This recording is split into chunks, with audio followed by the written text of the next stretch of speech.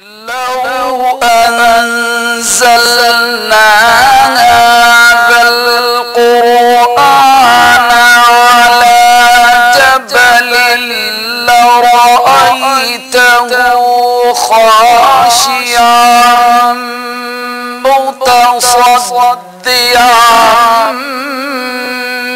من خشية الله.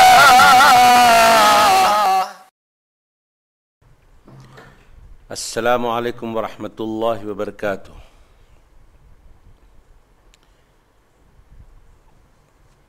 تمام تعریف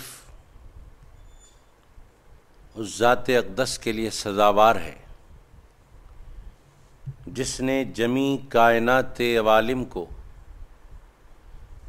ان کی استعداد و قابلیت کے مطابق ظلمت عدم سے نور وجود میں لا کر اپنے کمالات اسمائی و صفاتی کے علم و شہود سے بہرمند کیا۔ درود و سلام ہو ذات مقدس سیدنا محمد مصطفیٰ احمد مجتبیٰ صلی اللہ علیہ وآلہ وسلم پر، جن کے دائرہ عین جامع میں جمیع آیان کائنات کا ثبوت، وجود، ظہور و بطون ہے، اور درود و سلام ہو آپ کے آل اطہار پر جو آپ کے کمالات صفات جلال و جمال کے مجالی و مرائی یعنی آئینے ہیں، اور درود و سلام ہو آپ کے اصحاب اخیار پر جو آپ کے دین کے انوار کے مصابیح یعنی چراغ ہیں، اور تابعین و تبع تابعین تا قیام قیامت سب پر درود و سلام جاری و ساری و متوالی ہو۔ بعد حمد و صلوات کے محترم ناظرین اکرام، الحمدللہ تفسیر القرآن الکریم الموسوم تفسیر طاہری سلسلے وار چلتی جا رہی ہے، اور ہم پارہ نمبر 3 رکوع نمبر 16 تک پہنچ چکے ہیں۔ آج رکوع نمبر 16 کا ترجمہ اور اس کی تفسیر سنانے کی سعادتیں حاصل کی جائیں گی۔ اعوذ باللہ من الشیطان الرجیم، بسم اللہ الرحمن الرحیم۔ وقالت طائفة من أهل الكتاب آمنوا بالذي أنزل على الذين آمنوا وجه النهار واكفروا آخره لعلهم يرجعون ولا تؤمنوا إلا لمن تبع دينكم قل إن الهدى هدى الله أن يؤتى أحد مثل ما أوتيتم أو يحاجوكم عند ربكم قل إن الفضل بيد الله يؤتيه من يشاء والله واسع عليم يختص برحمته من يشاء والله ذو الفضل العظيم۔ اور اہل کتاب کا ایک گروہ لوگوں سے کہتا ہے کہ تم اس کتاب یعنی قرآن پر جو مسلمانوں پر نازل کی گئی ہے، دن چڑھے یعنی صبح ایمان لایا کرو اور شام کو انکار کر دیا کرو تاکہ تمہیں دیکھ کر وہ بھی برگشتہ ہو جائیں، اور کسی کی بات نہ مانو سوائے اس شخص کے جو تمہارے ہی دین کا پیرو ہو۔ فرما دیں کہ بے شک ہدایت تو فقط ہدایت الہی ہے، اور اپنے لوگوں سے مزید کہتے ہیں کہ یہ بھی ہرگز نہ ماننا کہ جیسی کتاب یا دین تمہیں دیا گیا اس جیسا کسی اور کو بھی دیا جائے گا، یا یہ کہ کوئی تمہارے رب کے پاس تمہارے خلاف حجت لا سکے گا؟ فرما دیں بے شک فضل تو اللہ کے ہاتھ میں ہے، جسے چاہتا ہے عطا فرماتا ہے، اور اللہ وسعت والا بڑے علم والا ہے۔ وہ جسے چاہتا ہے اپنی رحمت کے ساتھ خاص فرما لیتا ہے، اور اللہ بڑے فضل والا ہے۔ پارہ نمبر 3 کے رکوع نمبر 16 آپ اس کے ابتدائی 3 آیتیں سماعت کر چکے ہیں، جن میں خالق کائنات نے اہل کتاب کا ذکر کیا ہے۔ اہل کتاب میں یہود و نصارہ کا ذکر یہاں پر ہے۔ اللہ رب العزت نے اہل کتاب کی ان سرکشیوں کا ذکر کرتے ہوئے اور اہل کتاب میں جو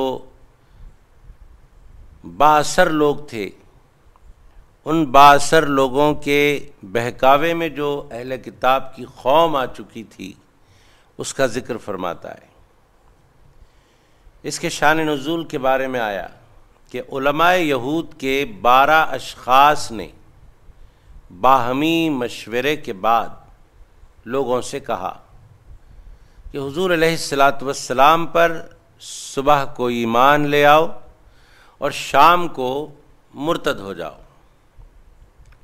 یہ کہہ کر کہ توریت میں نبی آخر الزماں صلی اللہ علیہ وآلہ وسلم کی جو نشانیاں بتائی گئی ہیں، وہ نشانیاں محمد صلی اللہ علیہ وآلہ وسلم میں نہیں ہیں، نعوذ باللہ، بلکہ توریت میں جو بتائی گئی ہیں نشانیاں، اس سے برعکس آپ کی ذات مقدسہ ہے، نعوذ باللہ من ذالک۔ یہ علماء یہود کے 12 اشخاص نے باہمی مشورے کے بعد اپنی قوم کو گمراہ کرنے کے لیے، یہودیوں کو سرور کائنات صلی اللہ علیہ وآلہ وسلم سے دور کرنے کے لیے یہ سازش رچی اور لوگوں سے کہا کہ مسلمانوں کے ساتھ دھوکے کا معاملہ کرو، سرور کونین صلی اللہ علیہ وآلہ وسلم کے ساتھ دھوکے کا معاملہ کرو اور جھوٹ کا سہارا لو، صبح ایمان لاؤ اور شام میں ایمان سے پھر جاؤ۔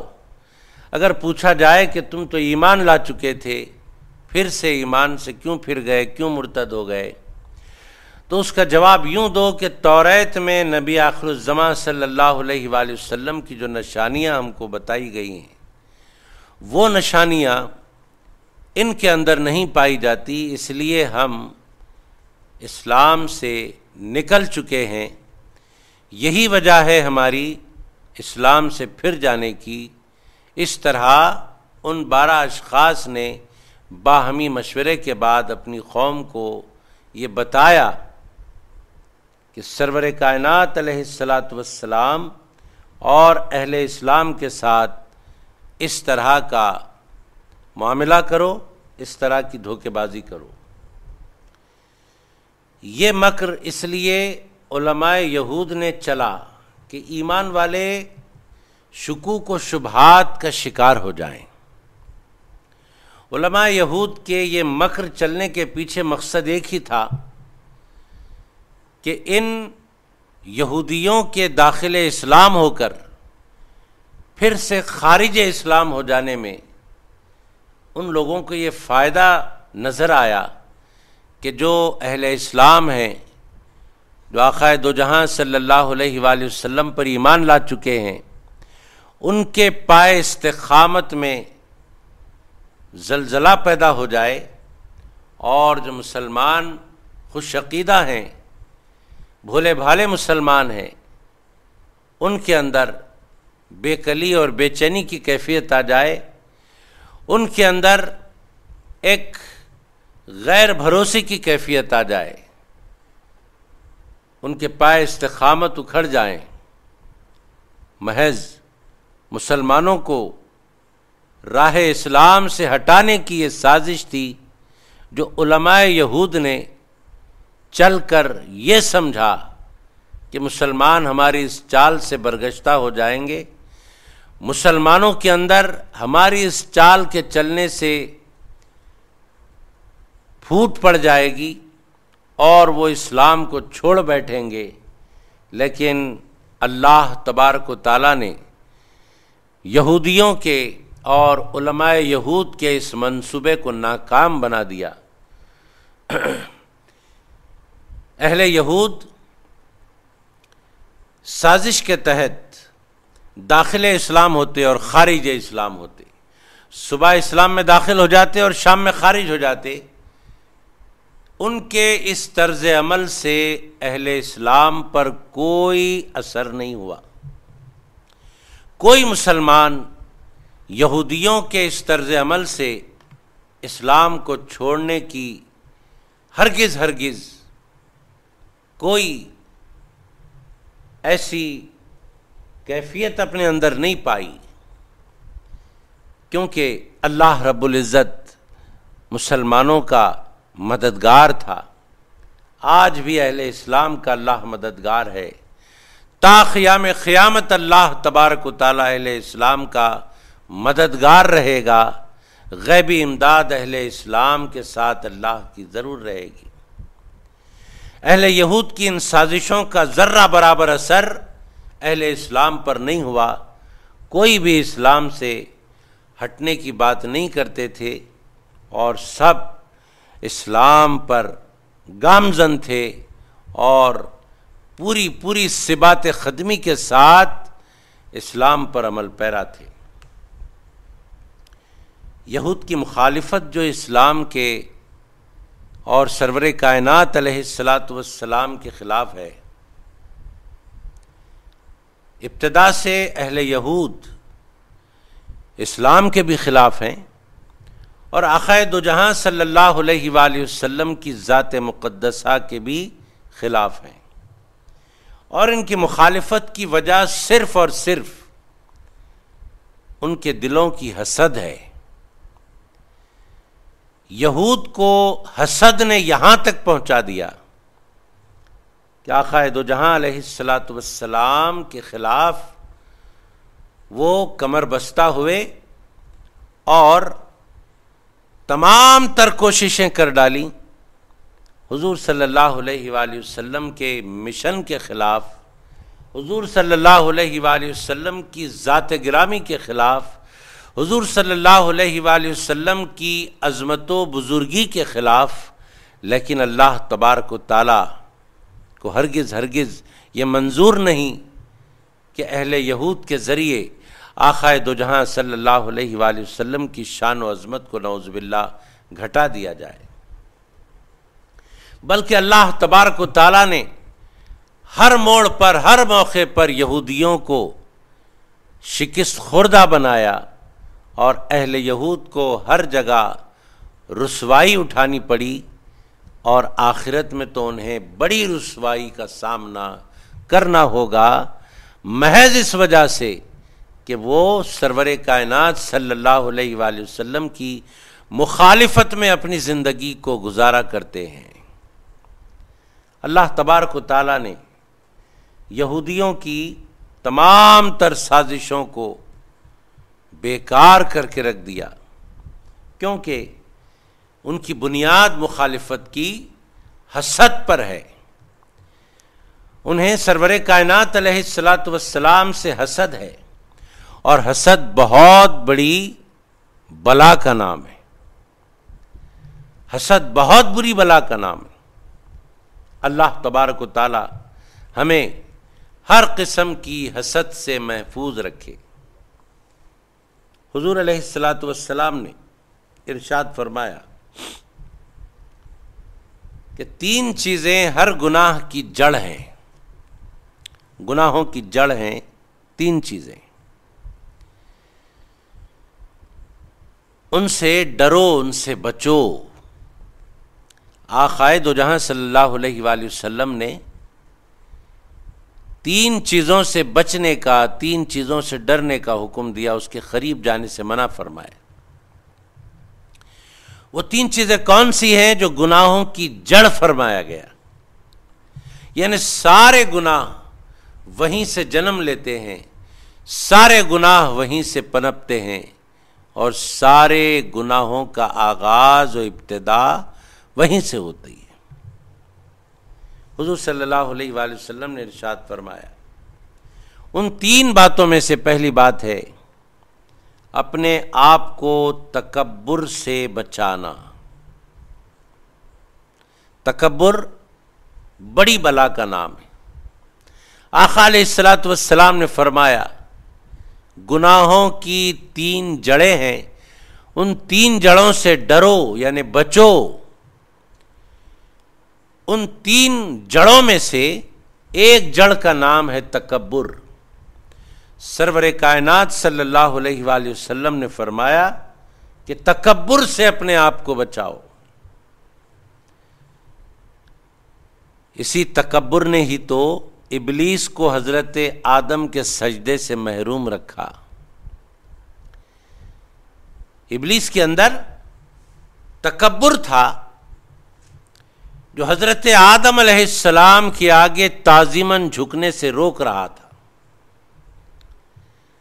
اگر وہ جھک جاتا حضرت آدم کے آگے، تکبر نہ کرتا، حکم خدا جو ہی ملا، فرشتے حضرت آدم کے آگے تعظیماً سجدے میں گر پڑے، لیکن یہ سجدہ نہ کیا، تکبر کیا اس نے۔ اللہ رب العزت نے ارشاد فرمایا ابا واستکبر وکان من الکافرین، تکبر کیا ابلیس نے۔ آقائے دو جہاں صلی اللہ علیہ وآلہ وسلم نے ارشاد فرمایا کہ تکبر اس گناہ کا نام ہے جو تمام گناہوں کی 3 جڑوں میں سے ایک جڑ ہے۔ یہ کوئی چھوٹا گناہ نہیں ہوتا تکبر، تکبر بہت بڑے گناہ کا نام ہے۔ آقا دو جہاں علیہ الصلوۃ والسلام نے فرمایا کہ تکبر سے اپنے آپ کو بچاؤ۔ اسی تکبر نے ابلیس کو حضرت آدم کے آگے سجدہ کرنے سے محروم رکھا۔ وہی ایک ایسی موڑ تھی جہاں ابلیس تباہ و تاراج ہوا اور ہمیشہ کے لیے ملعون ہو گیا۔ حضرت آدم علیہ السلام کے آگے اس کے تکبر نے جھکنے نہ دیا۔ آج وقت کی ضرورت ہے کہ ہم اپنے دل سے تکبر جیسی بری بلا کو نکال کر پھینکیں۔ جس لمحہ ہم تکبر کو نکالیں گے اپنے دل سے، انشاءاللہ تعالی ہمارے دل میں جذبہ انکساری آ جائے گی، اور انکساری اس دولت کا نام ہے، عاجزی اس دولت کا نام ہے، سادگی اس دولت کا نام ہے، جہاں سے اللہ کی نعمتیں مل جاتی ہیں، جہاں سے دیگر تمام دولتوں کے ابواب کھل جایا کرتے ہیں۔ انکساری اس دولت کا نام ہے۔ جب دل میں تکبر ہوگا، انکساری کا جذبہ ہرگز نہیں آ سکتا۔ انکساری کے جذبے کو اپنے قلب میں بسانا ہے تو اپنے قلب سے تکبر کو نکالنا ہوگا۔ نمبر 2، آقا علیہ الصلوۃ والسلام نے ارشاد فرمایا اپنے آپ کو حرص سے بچاؤ۔ حرص سے بچاؤ، تکبر سے بچاؤ اور حرص سے بچاؤ، کیونکہ حضرت آدم علیہ السلام کو حرص نے ہی جنت سے نکالا۔ حضرت آدم علیہ السلام جنت میں تھے۔ اللہ رب العزت نے فرمایا کہ اے آدم آرام سے اس جنت میں رہو، لیکن یاد رکھو فلاں درخت کا پھل نہ کھانا۔ مفسرین کرام نے ارشاد فرمایا وہ گندم تھا جس کے کھانے سے اللہ نے منع فرمایا تھا۔ شیطان آیا اور کہا کہ آدم یہ گندم کھا لو، ہمیشہ ہمیشہ اس جنت میں رہو گے۔ تو جنت میں رہنے کی حرص ہوئی۔ جب حرص ہوئی، حضرت آدم علیہ السلام نے گندم کھا لیا. جو ہی گندم کھا بیٹھے اللہ تبارک و تعالیٰ نے حضرت آدم علیہ السلام کو جنت سے نکال دیا، کیونکہ گندم نوشی کے بعد اب جنت میں رہنے کا نہیں تھا، اب وہاں سے نکل کر دنیا میں آنے کا تھا. اہل اللہ نے ارشاد فرمایا کہ اس کے پیچھے بھی اللہ کا ایک راز ہے. حضرت آدم علیہ السلام کی اس خطا کے پیچھے اللہ تبارک و تعالیٰ کی کئی ایک حکمتیں ہیں. یہی وجہ ہے کہ اہل اللہ نے ارشاد فرمایا کہ حضرت آدم علیہ السلام کی اس خطا کو خطا نہ کہو بلکہ اس خطا کو ادا کہو. حضرت آدم علیہ السلام کا پاس و لحاظ رکھتے ہوئے اس خطا کو ادا کہنے کی ضرورت ہے. کیوں؟ اس لیے کہ اس فعل کے پیچھے، حضرت آدم علیہ السلام کے گندم نوشی کے پیچھے اللہ تبارک و تعالیٰ کی بہت ساری حکمتیں پوشیدہ تھیں. حضرت آدم علیہ السلام کی اس خطا کو خطا نہ کہا جائے، ادا کہا جائے. لیکن پھر بھی ظاہری طور پر جب حضرت آدم علیہ السلام نے گندم کھا لیا، اللہ تبارک و تعالیٰ نے انہیں جنت سے نکالا. یہاں یہ بات معلوم ہوئی کہ جس طرح تکبر سے آدمی تباہ و تاراج ہو جاتا ہے، اسی طرح حرص کی وجہ سے بھی خسارے میں پڑ جاتا ہے. انسان کو چاہیے کہ تکبر سے بھی بچے، حرص سے بھی بچے.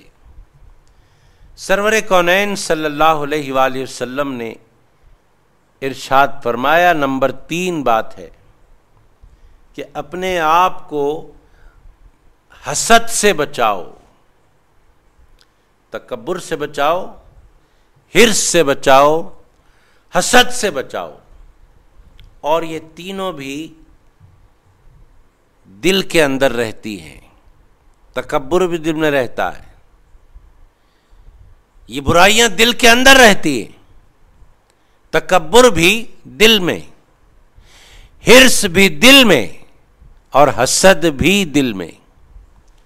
اسی لیے حضور صلی اللہ علیہ وآلہ وسلم نے ارشاد فرمایا، حسد بہت بری بلا ہے، اپنے آپ کو حسد سے بچاؤ. اس حسد کی وجہ سے حضرت آدم علیہ السلام کے 2 بیٹوں میں سے ایک نے دوسرے کا قتل کیا. حضرت آدم علیہ السلام کے 2 بیٹوں کی مثال دی گئی کہ ایک بیٹے نے دوسرے بیٹے کا قتل کیا تو اس کے پیچھے حسد کار فرما تھی، حسد کا جذبہ تھا. حسد کی بنا پر اس روئے زمین کا پہلا قتل ہوا. سب سے پہلا قتل حسد کی وجہ سے ہوا. اللہ تبارک و تعالی ہمیں تکبر سے بھی بچائے، حرص سے بھی بچائے اور حسد سے بھی بچائے. اور ایک حدیث پاک میں حضور صلی اللہ علیہ وآلہ وسلم نے ارشاد فرمایا کہ 6 شخص ایسے ہیں، 6 آدمی، یعنی 6 قسم کے آدمی ایسے ہیں کہ وہ بغیر حساب و کتاب کے جہنم میں ڈال دیے جائیں گے. اللہ محفوظ رکھے. بعض ایسی نیکیاں ہوتی ہیں، ان نیکیوں کے سبب بندہ بغیر حساب و کتاب کے جنت میں داخل ہو جاتا ہے. اور بعض ایسی برائیاں ہوتی ہیں، ان برائیوں کی بنا پر بندہ بغیر حساب و کتاب کے جہنم میں ڈال دیا جاتا ہے. ایسے ہی نافرمان اور بدکار بندوں کا ذکر کرتے ہوئے سرور کائنات صلی اللہ علیہ وآلہ وسلم نے ارشاد فرمایا کہ 6 ایسے آدمی ہیں، مطلب 6 ایسے قسم کے لوگ ہیں جن کو بغیر حساب و کتاب کے جہنم رسید کر دیا جائے گا، دوزخ میں ڈال دیا جائے گا۔ عرض کیا گیا یا رسول اللہ صلی اللہ علیہ وآلہ وسلم، وہ کون ہیں جنہیں بغیر حساب و کتاب کے جہنم میں ڈال دیا جائے گا؟ آقا دو جہاں صلی اللہ علیہ وآلہ وسلم نے ارشاد فرمایا، امیر لوگ، امراء، دوسرے دیہاتی، تیسرے عرب لوگ، چوتھے تاجر لوگ، پانچویں مزدور، اور نمبر 6 اہل علم۔ تب اس کا مطلب یہ نہیں کہ سارے کے سارے جہنم میں ڈال دیے جائیں گے، بلکہ مطلب یہ ہے کہ وہ امراء، وہ امیر لوگ بغیر حساب و کتاب کے جہنم میں ڈال دیے جائیں گے جو اپنے دولت کی بنا پر لوگوں پر ظلم کیا کرتے تھے، کمزوروں پر ظلم کیا کرتے تھے اپنے مال کی بنا پر۔ مالدار لوگ، امراء لوگ، ذی اثر لوگ، ذی منصب لوگ ظلم کی وجہ سے جہنم رسید ہو جائیں گے۔ ان کے پاس پیسے کا گھمنڈ ہوگا، ان کے پاس منصب کا گھمنڈ ہوگا، ان کے پاس قوت و طاقت کا گھمنڈ ہوگا۔ نمبر 2، دیہاتی تکبر کی وجہ سے جہنم رسید ہو جائیں گے۔ تکبر جس کے بارے میں ابھی آپ نے سنا، دیہاتی لوگ تکبر کی وجہ سے، معلوم ہوا دیہاتیوں میں تکبر ہوتا ہے، سبھی ایسے نہیں ہوتے لیکن اکثر ہوا کرتا ہے۔ نمبر 3، تعصب کی وجہ سے عرب لوگ جہنم رسید ہو جائیں گے۔ یہ نشاندہی اس لیے کی جا رہی ہے تاکہ لوگ اپنی اصلاح کر لیں۔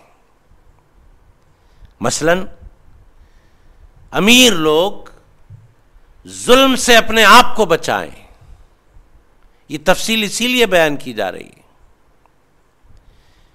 اے امراء، اپنے آپ کو ظلم و ستم سے بچاؤ تاکہ تم جہنم میں جانے سے بچ جاؤ۔ اے دیہاتیوں، تم تکبر سے اپنے آپ کو بچاؤ تاکہ جہنم رسید ہونے سے بچ جاؤ۔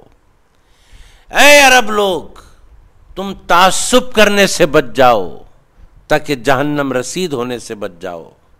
نمبر 4، ایسے تاجروں کو بھی جہنم میں ڈال دیا جائے گا بغیر حساب و کتاب کے، جو اپنی تجارت میں خیانت کرتے تھے، خیانت کرتے، تجارت احکام الہیہ کے مطابق نہ کرتے، تجارت سنت مصطفیٰ صلی اللہ علیہ وآلہ وسلم کے مطابق نہ کرتے، بغیر حساب و کتاب کے جہنم میں ڈال دیا جائے گا۔ تاجروں کو چاہیے کہ اپنے آپ کو خیانت سے بچائیں۔ نمبر 5، جہالت کی وجہ سے مزدور جہنم رسید ہو جائیں گے۔ مزدوروں کو چاہیے کہ جہالت سے اپنے آپ کو بچائیں۔ اور نمبر 6، اہل علم حسد کی وجہ سے جہنم رسید ہوں گے۔ علم تو آ گیا لیکن دل میں حسد کا مادہ ہے، اور اس حسد کے مادے کو پروان چڑھاتا ہے بندہ۔ اہل علم ہو کر کسی سے ذرہ برابر حسد نہیں ہونا چاہیے۔ جتنے اہل علم ہیں وہ اپنے آپ کو حسد سے محفوظ رکھیں، کیونکہ شیطان پہلے تو انسان کو علم والا بننے نہیں دیتا، اور جب انسان اہل علم بن جاتا ہے تو اس کے اندر حسد کا مادہ ابھارتا ہے کہ اے اہل علم، اے عالم دین، اے علم والے، تجھ جیسا اور کوئی علم والا نہیں ہے۔ اگر اسے اپنے سے زیادہ علم والا نظر آ جاتا ہے تو اس اہل علم سے حسد پیدا ہونے لگتی ہے، جو آگے چل کر بہت ہی سنگین معاملہ ہو جاتا ہے۔ اللہ تبارک و تعالیٰ کے محبوب سرور کائنات صلی اللہ علیہ وآلہ وسلم نے ارشاد فرمایا، حسد کرنے والے اہل علم جہنم رسید ہوں گے۔ تو تمام اہل علم کو چاہیے، تمام عالموں کو چاہیے اپنے آپ کو حسد سے بچائیں، اور حسد سے بچنے کا ایک ہی طریقہ ہے، وہ یہ کہ کسی کو اچھی حالت میں دیکھ کر خوش ہو جائیں، کسی کو اچھی حالت میں دیکھ کر رشک کریں۔ رشک کرنا بہت نیک کام ہے۔ رشک کس کو کہتے ہیں؟ رشک کہتے ہیں کسی کی ترقی کو دیکھ کر خوش ہو جانا۔ اسلام نے حسد سے روکا، اسلام نے حسد سے منع کیا، لیکن اسلام نے رشک کرنے والوں کی ہرگز ممانعت نہیں کی، بلکہ رشک کرنے سے اس کی پشت پناہی کی ہے اسلام نے۔ رشک کرنے والے کو اچھا انسان بتایا ہے اسلام نے۔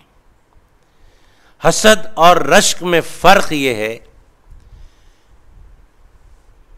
کہ کسی کو ترقی کرتا ہوا دیکھ کر، کسی کو خوشحال دیکھ کر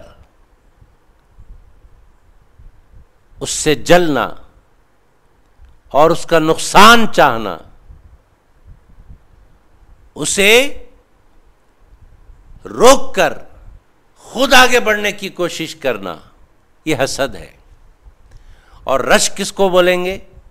رشک بولیں گے کسی کی ترقی کو دیکھ کر خوش ہونا اور اس کی راہوں میں رکاوٹ ڈالنے کی بجائے اس کے راہوں میں رکاوٹ نہ ڈال کر خود اپنے آپ یہ کوشش کرنا کہ میں بھی اس جیسا ترقی کروں، یہ رشک ہے۔ کسی انسان پر رشک کرنا یہ نہ صرف جائز ہے بلکہ مستحسن عمل ہے، اللہ کا پسندیدہ عمل ہے۔ اگر کسی کو ترقی کرتا ہوا دیکھتے ہیں تو اس کے لیے رکاوٹ نہ بن کر خود ترقی کرنے کی کوشش کرنا۔ اللہ تبارک و تعالیٰ بھی رشک کرنے والے کی غیب سے مدد فرماتا ہے، اور کسی کو ترقی کرتا ہوا دیکھ کر خوش ہونے والے کو بھی ترقی سے مالا مال کر دیتا ہے۔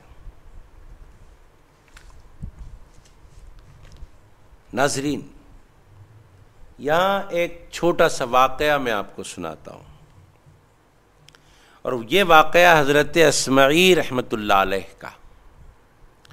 حضرت اسمعی رحمۃ اللہ علیہ نے ارشاد فرمایا کہ میں نے ایک اعرابی کو دیکھا، ایک اعرابی کو دیکھا کہ وہ 120 سال کی عمر کو پہنچ چکا تھا۔ وہ اعرابی 120 سال کی عمر کو پہنچ چکا تھا۔ حضرت اسمعی فرماتے ہیں جب دیکھا میں نے تو اس سے پوچھا کہ تمہیں اتنی لمبی عمر کیسے ملی، اس کا کیا راز ہے؟ آج ہمیں بھی اگر کوئی لمبی عمر والے نظر آ جاتے ہیں، ہمیں بھی ان سے پوچھنا چاہیے کہ وہ اتنی بڑی عمر تک پہنچ چکے ہیں، اس کے پیچھے راز کیا ہے؟ اس میں ہمارا فائدہ ہوگا۔ کوئی لمبی عمر والا ہے، 100 سال، 110 سال، 120 سال، 125 سال جس کی عمر ہو چکی ہے، اس سے ہم راز کی بات معلوم کریں کہ تمہاری عمر اتنی لمبی ہوئی، اس عمر تک تم پہنچے تو اس عمر تک پہنچنے کے پیچھے راز کیا ہے؟ آخر آپ کی غذائیں کیا ہوتی تھیں جوانی سے لے کر اب تک؟ روزانہ کا معمول آپ کا کیا رہتا ہے جوانی سے اب تک؟ یہ اگر آج ہم بڑی عمر والوں سے معلومات کریں تو یقیناً ہمارے لیے فائدے کی بات ہوگی۔ حضرت اسمعی رحمۃ اللہ علیہ نے 120 سال کی عمر کو پہنچنے والے سے پوچھا کہ تمہاری اتنی لمبی عمر کے پیچھے راز کیا ہے؟ تمہیں اتنی لمبی عمر ملی تو اس کی وجہ کیا ہے؟ تو اس عربی نے کہا کہ دراصل راز کی بات یہ ہے کہ میں بچپن سے لے کر آج تک کسی کو ترقی کرتا ہوا دیکھ کر کسی انسان پر بھی میں نے کبھی حسد نہیں کیا، کسی کو خوشحال دیکھ کر میں حسد نہیں کیا، کسی کو خوبصورت دیکھ کر میں نے حسد نہیں کیا، کسی کو مالدار دیکھ کر میں نے حسد نہیں کیا، کسی کو طاقتور دیکھ کر میں نے اس کی طاقت پر حسد نہیں کیا، میں نے کسی اہل علم کو دیکھ کر علم پر حسد نہیں کیا۔ میری عمر کی طوالت کا راز یہی ہے کہ میں کسی انسان پر حسد نہیں کیا، اپنے آپ کو بچپن سے لے کر آج تک حسد جیسی برائی سے بچاتا رہا۔ اللہ تبارک و تعالیٰ نے اسی سبب میری عمر میں برکت عطا فرما دی، میری عمر بڑھا دی۔ بعض روایات میں ہے کہ 5ویں آسمان پر ایک فرشتہ ہے، آئیں اسے غور سے سماعت کریں۔ بعض روایات کے مطابق 5ویں آسمان پر ایک فرشتہ ہے کہ اس سے ہر بندے کے اعمال کا گزر ہوتا ہے۔ 5ویں آسمان پر ایک ایسا فرشتہ ہے کہ دنیا کے تمام بندوں کے اعمال اس فرشتے سے ہو کر گزرتے ہیں۔ وہ فرشتہ 5ویں آسمان پر ہے، سب کے اعمال اس کے پاس سے ہو کر گزرتے ہیں۔ جب بھی کسی بندے کا عمل اس کے یہاں سے ہو کر گزرتا ہے، وہ فرشتہ کہتا ہے اے اعمال، اے فلاں بندے کے اعمال، ٹھہر جا، رک جا۔ وہ فرشتہ اس اعمال کو روک لیتا ہے۔ جب ان اعمال کو فرشتہ روک لیتا ہے، ٹھہرا لیتا ہے، فرماتا ہے وہ فرشتہ کہ میں حسد کا فرشتہ ہوں، اے اعمال میں حسد کا فرشتہ ہوں۔ اس بندے کے اعمال میں حسد اگر ہوتا ہے تو وہ فرشتہ ان اعمال میں حسد کو دیکھ کر وہ اعمال پھر سے لوٹا دیتا ہے، وہ آ کر بندے کے منہ پر مار دیے جاتے ہیں۔ وہ تمام اعمال جن میں حسد بھی شامل ہے بندے کے منہ پر مار دیے جاتے ہیں، مطلب واپس کر دیے جاتے ہیں۔ اچھے اعمال جو اس نے کیا ہے حسد کی وجہ سے، وہ اچھے اعمال بھی واپس ہو جاتے ہیں، مقبول نہیں ہوتے۔ حسد کا فرشتہ اسے واپس کر دیتا ہے، اور کہا جاتا ہے کہ جب تک یہ بندہ حسد کو نہیں چھوڑے گا اس کے اعمال اوپر نہیں جا سکتے، حالانکہ اس کے وہ اعمال سورج کی روشنی کی طرح چمکتے ہوں گے، ایسے ویسے اعمال بھی نہیں ہوں گے۔ اس بندے کے نیک اعمال سورج کی روشنی کی طرح چمکتے ہوں گے، لیکن صرف حسد کی وجہ سے، چونکہ ان چمکدار اعمال کے ساتھ حسد والا عمل بھی ہے، اس لیے وہ سارے چمکدار اعمال واپس منہ پر مار دیے جاتے ہیں، اور فرشتہ کہتا ہے کہ جب تک یہ بندہ حسد کو نہیں چھوڑے گا یہ اعمال 5ویں آسمان سے اوپر ہرگز نہیں جا سکیں گے، یہ واپس کر دیے جائیں گے۔ بھلا اپنے نیک اعمال کو کون چاہتا ہے کہ وہ پلٹ کر واپس آ جائے؟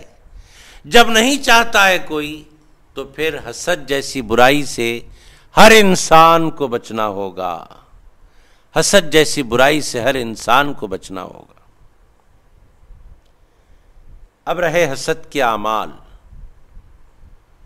اور ان کے علامات، پتہ کیسے چلے کہ میرے اندر حسد ہے یا نہیں؟ اس کی علامتیں۔ حسد کی ایک علامت یہ ہے کہ جب صاحب حسد کے سامنے جائے تو خوشامد کرے، اور جب اس سے ہٹے تو اس کی غیبت کرے۔ حسد کی علامت، اگر کسی کے اندر حسد ہے یہ جاننا چاہتے ہیں تو اس بندے کے اعمال پر غور کرے کہ وہ بندہ کسی اور بندے سے حسد کرتا ہے، تو آخر اس کی علامت کیا ہے؟ تو اس کی علامت یہ بتائی گئی کہ ایک بندہ دوسرے بندے کی حضوری میں جب سامنے ہوتا ہے تو اس کی تعریفیں کرتا ہے، اس کی خوشامد کرتا ہے، لیکن اس کے پیٹھ پیچھے اس کی غیبت کرتا ہے۔ تو ایسا آدمی جو کسی کی تعریف کرے سامنے اور اس کے پیٹھ پیچھے اس کی غیبت کرے، تو سامنے تعریف کرنا، پیچھے غیبت کرنا، یہ علامت ہے حسد کی۔ اگر کسی کے اندر یہ عادت پائی جاتی ہے تو وہ خبردار ہو جائے اور وہ سمجھ جائے کہ میرے اندر حسد ہے، اور وہ اپنے اس برے عمل سے باز آ جائے، اسی میں اس کی بھلائی ہے۔ ہونا تو یہ چاہیے کہ اگر کسی کی تعریف اس کے منہ کے سامنے کرتے ہیں تو اس کے پیٹھ پیچھے بھی اس کی تعریف کرنا چاہیے، اس کی غیبت نہیں۔ اگر سامنے تعریف ہوتی ہو اور پیٹھ پیچھے غیبت ہوتی ہو تو یہ حسد کی علامتوں میں سے ایک علامت ہے۔ اس علامت کو اگر پائیں تو ضرور اپنی سعادت کو چھوڑیں۔ آگے کی آیت سنانے کی سعادت حاصل کی جاتی ہے۔ بسم اللہ الرحمن الرحیم۔ وَمِنْ أَهْلِ الْكِتَابِ مَنْ إِن تَأْمَنْهُ بِقِنطَارٍ يُؤَدِّهِ إِلَيْكَ وَمِنْهُمْ مَنْ إِن تَأْمَنْهُ بِدِينَارٍ لَا يُؤَدِّهِ إِلَيْكَ إِلَّا مَا دُمْتَ عَلَيْهِ قَائِمًا ذَلِكَ بِأَنَّهُمْ قَالُوا لَيْسَ عَلَيْنَا فِي الْأُمِّيِّينَ سَبِيلٌ وَيَقُولُونَ عَلَى اللَّهِ الْكَذِبَ وَهُمْ يَعْلَمُونَ بَلَى مَنْ أَوْفَى بِعَهْدِهِ وَاتَّقَى فَإِنَّ اللَّهَ يُحِبُّ الْمُتَّقِينَ۔ اور اہل کتاب میں سے ایسے بھی ہیں کہ اگر آپ ان کے پاس مال کا ڈھیر امانت رکھ دیں تو وہ آپ کو لوٹا دیں، اور انہی میں سے ایسے بھی ہیں کہ اگر ان کے پاس 1 دینار امانت رکھ دیں تو آپ کو وہ بھی نہ لوٹائیں گے، سوائے اس کے کہ آپ اس کے سر پر کھڑے رہیں۔ یہ اس لیے کہ وہ کہتے ہیں کہ ان پڑھوں کے معاملے میں ہم پر کوئی مواخذہ نہیں، اور اللہ پر جھوٹ باندھتے ہیں اور انہیں خود بھی معلوم ہے۔ ہاں، جو اپنا وعدہ پورا کرے اور تقوی اختیار کرے اس پر واقعی کوئی مواخذہ نہیں، سو بے شک اللہ پرہیزگاروں سے محبت فرماتا ہے۔ اہل کتاب یعنی یہود و نصارہ کی ایک عادت، ایک ان کی فطرت بیان کی گئی ہے کہ اہل کتاب میں 2 قسم کے لوگ ہیں، 2 قسم کے لوگ، اور ان 2 قسم کے لوگوں میں ایک وہ قسم کے لوگ ہیں جو امانت میں خیانت کرتے ہیں، اور ایک وہ لوگ ہیں جو امانت دار ہیں۔ اہل کتاب کے ان دو قسم کے لوگوں کا بھی اس میں ذکر فرمایا اللہ نے۔ کچھ تو وہ ہیں جن کے پاس امانت رکھی جائے، چاہے وہ امانت مقدار کے اعتبار سے کتنی ہی زیادہ ہو، جوں کا توں لوٹا دیتے، ذرہ برابر خیانت نہیں کرتے۔ اور اہل کتاب میں سے ہی کچھ ایسے لوگ ہیں جن کے پاس زیادہ نہیں، اگر 1 درہم، 1 اشرفی یا تھوڑا سا مال بھی اگر رکھ دیا جائے امانت کے طور پر، تو وہ لوٹائیں گے نہیں بلکہ خیانت کریں گے۔ اس قسم کے لوگ بھی اہل کتاب میں۔ حضرت ابو امامہ رضی اللہ تعالیٰ عنہ کی حدیث میں ہے کہ حضور صلی اللہ علیہ وآلہ وسلم نے ارشاد فرمایا، جو کسی مسلمان کے حق مارنے کے لیے جھوٹی قسم کھائے، اللہ اس پر جنت حرام فرما دیتا ہے۔ اہل کتاب کے یہ تمام برائیاں خالق کائنات بیان کر رہا ہے، جن میں یہ بھی ہے کہ جھوٹی قسمیں کھاتے ہیں۔ رہی بات امانت اور خیانت کی، اس میں خیانت کرنے والے بھی ہیں اور امانت دار بھی ہیں۔ بڑی سے بڑی مقدار میں اگر رکھ دیا جائے تو ذرہ برابر خیانت نہیں کریں گے، اور تھوڑا سا بھی رکھ دیا جائے تو کچھ ایسے ہیں جو لوٹائیں گے نہیں، خیانت کر دیں گے۔ ایسے لوگ ہیں بد دیانت۔ اللہ تبارک و تعالی خیانت جیسی برائی سے ہم کو محفوظ رکھے۔ خیانت کے بارے میں ایک حدیث پاک ہے جو منافق کی علامتوں میں سے ایک علامت بھی بتائی گئی۔ خیانت کرنا نفاق کی علامتوں میں سے ایک علامت ہے۔ کہاں تک بات پہنچ جا رہی ہے غور فرمائیں۔ آقا دو جہاں صلی اللہ علیہ وآلہ وسلم نے ارشاد فرمایا کہ 4 چیزیں ایسی ہیں کہ اگر کسی شخص میں یہ 4 چیزیں مل جائیں تو سمجھ لو کہ وہ منافق ہے، یعنی نفاق کی 4 علامتیں اس کے اندر آ گئی۔ پہلی علامت، جب اس کے پاس کوئی امانت رکھی جائے تو وہ خیانت کرے۔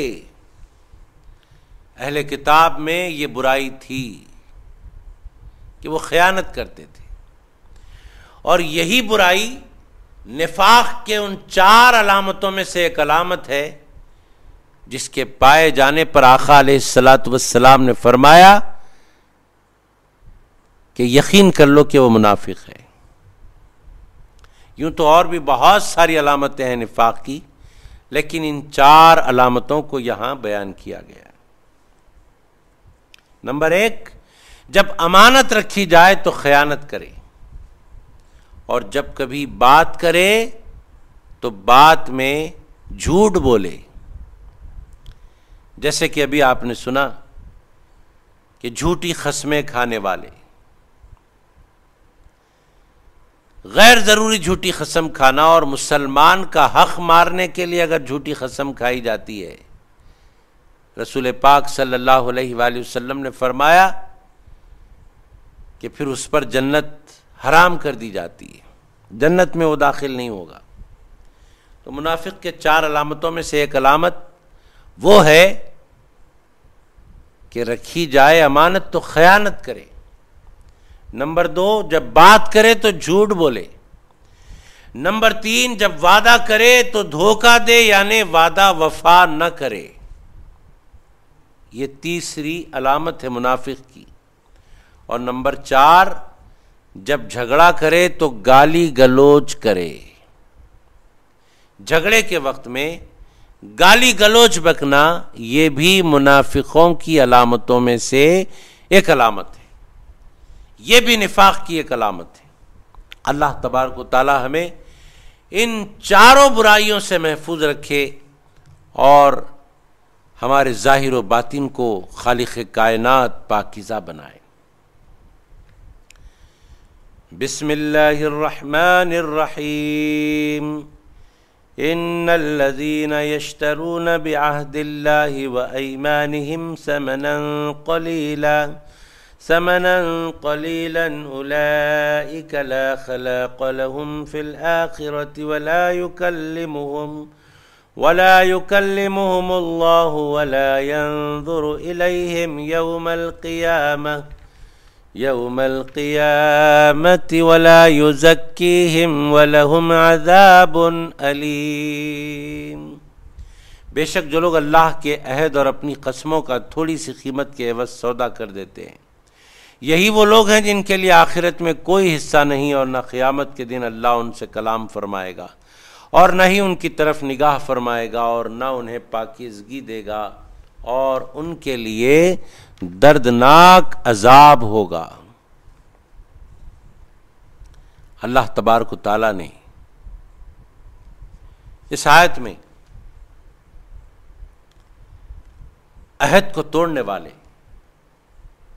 اور جھوٹی قسمیں کھانے والے ان سب کی مذمت فرمائی اور ان کے برے انجام کی خبر دی۔ جیسا کہ ابھی آپ نے سنا کہ اللہ رب العزت نے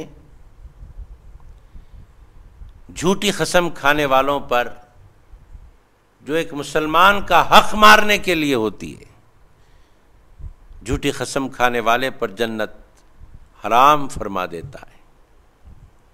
اور ایک حدیث پاک سنیں، رسول پاک صلی اللہ علیہ وآلہ وسلم نے ارشاد فرمایا، 3 لوگ ایسے ہیں کہ روز قیامت اللہ رب العزت ان سے کلام بھی نہیں کرے گا، ان کی طرف رحمت کی نگاہ بھی نہیں ڈالے گا، اور انہیں گناہوں سے پاک بھی نہیں کرے گا، بلکہ انہیں دردناک عذاب میں مبتلا کرے گا۔ معلوم ہوا روز قیامت اللہ تبارک و تعالیٰ اپنے پسندیدہ بندوں کی طرف رحمت کی نظر بھی فرماتا ہے، اپنے پسندیدہ بندوں سے کلام بھی فرماتا ہے، اور قیامت کے روز اللہ تبارک و تعالیٰ اپنے پسندیدہ بندوں کو گناہوں سے پاک بھی فرما دیتا ہے، اور خالق کائنات اپنے پسندیدہ بندوں کو دردناک عذاب سے بچا بھی لیتا ہے۔ شرط اس بات کی ہے کہ ہم اللہ کے پسندیدہ بندے بنیں، اور پسندیدہ بندے بننے کا ایک ہی طریقہ ہے، اس کی پسند کو اپنی پسند بنائیں، اللہ کی پسند کو اپنی پسند بنائیں۔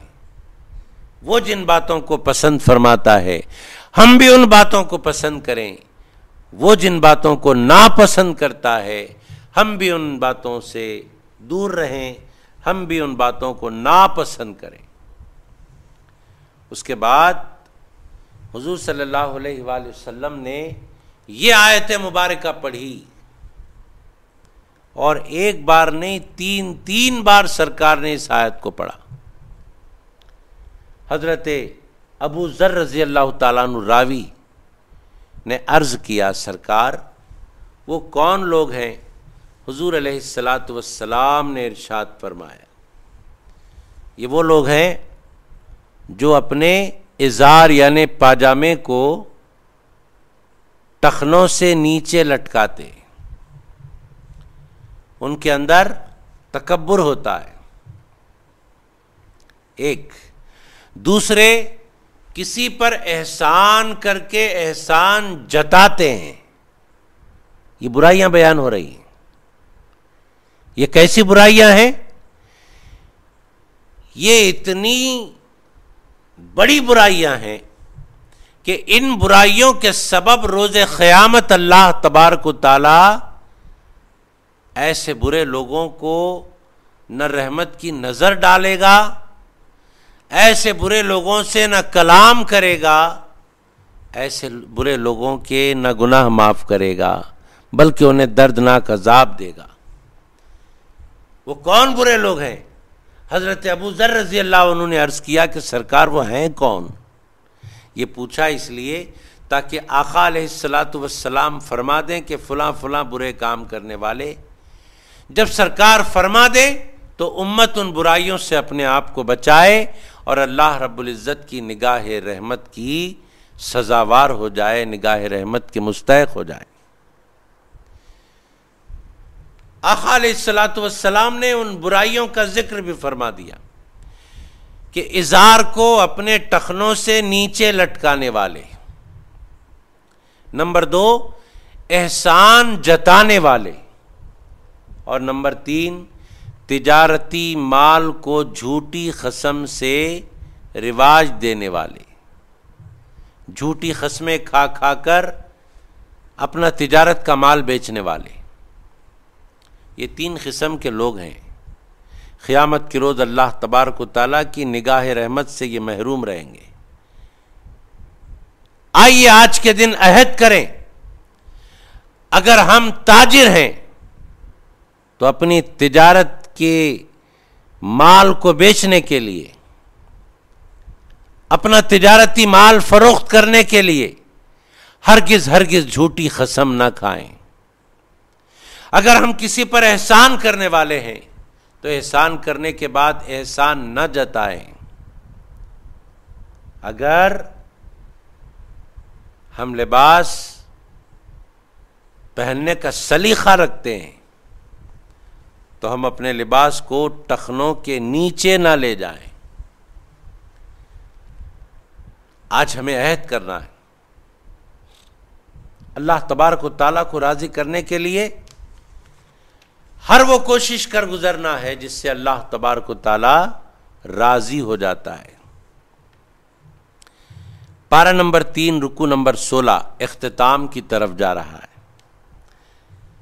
ہم اس رکوع کو آخری آیتیں تلاوت کرتے ہوئے ختم کرتے ہیں اور اس کے ترجمے اور تفسیر کو سننے سنانے کی سعادتیں حاصل کرتے ہیں۔ بسم اللہ الرحمن الرحیم ما كان لبشر ان يؤتيه الله الكتاب والحكم والنبوة ثم يقول للناس كونوا عبادا لي من دون الله ولكن كونوا ربانيين بما كنتم تعلمون الكتاب وبما كنتم تدرسون ولا يأمركم أن تتخذوا الملائكة والنبيين أربابا أيأمركم بالكفر بعد إذ أنتم مسلمون۔ کسی بشر کو یہ حق نہیں کہ اللہ اسے کتاب اور حکمت اور نبوت عطا فرمائے، پھر وہ لوگوں سے یہ کہنے لگے کہ تم اللہ کو چھوڑ کر میرے بندے بن جاؤ، بلکہ وہ تو یہ کہے گا تم اللہ والے بن جاؤ، اس سبب سے کہ تم کتاب سکھاتے ہو اور اس وجہ سے کہ تم خود اسے پڑھتے بھی ہو۔ اور وہ پیغمبر تمہیں یہ حکم کبھی نہیں دیتے کہ تم فرشتوں اور پیغمبروں کو رب بنا لو، کیا وہ تمہارے مسلمان ہو جانے کے بعد اب تمہیں کفر کا حکم دیں گے؟ ناظرین اکرام، اس پر آج کا یہ رکوع ختم ہوا اور آخری یہ 2 آیات آپ کو سنائی گئیں۔ ما کان لبشرین والی آیت، اس کا شان نزول ہے، اور اس کے شان نزول میں 3 اقوال ہیں۔ ایک قول یہ ہے کہ نجران کے نصارہ نے کہا کہ ہمیں حضرت عیسیٰ نے حکم دیا، نجران کے نصارہ نے کہا کہ ہمیں حضرت عیسیٰ علیہ السلام نے حکم دیا کہ ہم انہیں رب مانیں، نعوذ باللہ۔ یہ ایک قول ہوا۔ شان نزول کا دوسرا قول یہ ہے کہ ایک یہودی اور ایک نصرانی حضور صلی اللہ علیہ وآلہ وسلم سے عرض کرنے لگے کہ کیا آپ ہمیں اپنی عبادت کروانا چاہتے ہیں؟ کیا آپ ہمیں اپنی عبادت کا حکم دیتے ہیں؟ کیا آپ یہ چاہتے ہیں کہ ہم آپ کی عبادت کریں؟ یہ دوسرا قول ہوا. اور تیسرا قول یوں ہے کہ حضور صلی اللہ علیہ وآلہ وسلم کی خدمت میں ایک مسلمان حاضر ہوا. عرض کیا یا رسول اللہ صلی اللہ علیہ وآلہ وسلم، ہم تو آپ کو ایسے ہی سلام کرتے ہیں جیسے ہم آپس میں ایک دوسرے کو سلام کرتے ہیں. یہ مسلمان عرض گزار ہے بارگاہ رسالت میں اور عرض کرتا ہے یا رسول اللہ علیہ الصلاۃ والسلام، کیا ہی اچھا ہوگا کہ ہم آپ کو سلام کی جگہ سجدہ کر بیٹھیں. ہم تو آپ کو ایسے ہی سلام کرتے ہیں جیسے آپس میں ایک دوسرے کو کرتے ہیں. آپ کو سلام کرنے کا یہ طریقہ ہم اختیار کرنا چاہیں تو کیسے ہوگا کہ ہم آپ کو بجائے سلام کرنے کے آپ کو سجدہ کر دیتے. یہ تین اقوال ہیں. ان تینوں اقوال جب پیغمبروں سے متعلق کیا لوگوں نے، اللہ تبارک و تعالیٰ نے منع فرما دیا. جن لوگوں نے کہا کہ حضرت عیسیٰ نے ہمیں عبادت کا حکم دیا، حضرت عیسیٰ نے کہا کہ ہم ان کو رب مانیں، اللہ تبارک و تعالیٰ نے انہیں جھوٹا ثابت کر دیا. کہا کہ یہ جھوٹ بولتے ہیں. خالق کائنات نے فرمایا کہ یہ جھوٹے ہیں جو حضرت عیسیٰ علیہ السلام پر تہمت لگاتے ہیں. اور ایک یہودی اور ایک نصرانی جو حضور علیہ السلام سے یوں کہنے لگے کہ کیا آپ چاہتے ہیں کہ ہم آپ کی عبادت کریں؟ اللہ تبارک و تعالیٰ نے بھی اس یہودی اور نصرانی کے بیان کا رد فرما دیا، انہیں منع فرما دیا، ان کی تکذیب فرما دی. اور تیسرا جو قول ہے کہ مسلمان کہتا ہے یا رسول اللہ علیہ السلام ہم آپ کو سجدہ کرنا چاہتے ہیں، کیا ہی اچھا ہو کہ ہم آپ کو سجدہ کریں. اللہ تبارک و تعالیٰ نے اس مسلمان کے معروضے سے بھی منع فرمایا کہ اس طرح کا معروضہ بجا نہیں ہے، بیجا ہے. کوئی بشر اس بات کی اجازت نہیں دے سکتا کہ اسے سجدہ کیا جائے، اسے رب مانا جائے، اس کی عبادت کی جائے. تو پھر اللہ تبارک و تعالیٰ نے جس کو کتاب دی ہو، اللہ تبارک و تعالیٰ نے جسے نبوت دی ہو، اللہ تبارک و تعالیٰ نے جسے رسالت کے منصب پر فائز فرمایا ہو، وہ اس قسم کی باتیں کیسے کہیں گے؟ ہرگز ہرگز ان بزرگوں سے، ان انبیاء سے ایسی باتیں منسوب کرنا بیجا ہے اور ہرگز زیبا نہیں ہے کہ ان سے منسوب کیا جائے. حضرت عیسیٰ علیہ السلام ہوں کہ کوئی اور پیغمبر ہوں، اللہ تبارک و تعالیٰ نے منع فرمایا. اللہ کی عبادت ہر بندہ کرے، عبادت کرے بندہ تو صرف اللہ کی، اور اللہ والوں کی تعظیم کرے. عبادت اللہ کی ہوا کرتی ہے، تعظیم اللہ والوں کی ہوا کرتی ہے. یہی راہ اعتدال ہے. اگر کوئی بندے کی عبادت کرنا شروع کر دے، اگر کوئی بندے کی عبادت کرنا شروع کر دے، یہ افراط ہے. اگر کوئی بندے کی تحقیر کرنا شروع کر دے، اس کو حقارت سے دیکھے، یہ تفریط ہے. ہر بندے کو چاہیے کہ وہ دوسرے بندے کو، خواہ وہ عام ہو کہ خاص ہو کہ خاص الخواص ہو، کسی کی تحقیر نہ کرے، کسی کی حقارت کی نظر سے نہ دیکھے کسی کو، بلکہ ہر ایک کو اس کے منصب، اس کے مقام، اس کے مرتبے سے یاد کرے۔ اسی کو راہ اعتدال کہا جاتا ہے۔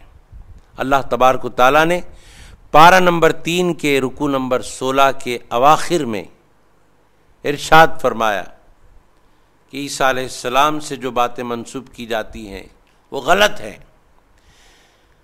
شان نزول کے 3 اقوال ہمارے سامنے ہیں، جس سے پتہ چلتا ہے کہ عبادت بندے کی نہیں ہوتی، خواہ بندہ کتنے ہی بڑے مرتبے کا ہو، عبادت تو صرف اللہ کی ہوتی ہے۔ ہاں، اللہ والوں کی تعظیم ہوتی ہے، خواہ وہ انبیاء کا گروہ ہو، خواہ وہ صدیقین ہو، خواہ وہ شہداء ہوں کہ صالحین ہوں، سب کی تعظیم ہوتی ہے۔ اور تعظیم اللہ والوں کی یقیناً اللہ کا عبادت گزار بندہ بنا دیتی ہے۔ اللہ سے دعا ہے پروردگار ہمیں تیری عبادت کی توفیق عطا فرما، اور تیرے محبوب و مقبول بندوں کی تعظیم کی ہمیں توفیق عطا فرما، اور تیرے محبوب بندوں کی تعظیم و ادب کا قرینہ ہمیں سکھا دے۔